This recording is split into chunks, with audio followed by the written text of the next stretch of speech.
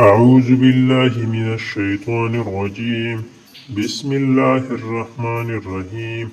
اللهم صل على سيدنا ومولانا محمد وعلى آل سيدنا ومولانا محمد صلاة تنجينا بها من جميع الأهوال والآفات، وتقضي لنا بها جميع الحاجات، وتطهرنا بها من جميع السيئات، ونرفعنا بها عندك على الدرجات، وتبلغنا بها أقصى الغايات من جميع الخيرات في الحياة وبعد الممات، إنك على كل شيء قدير.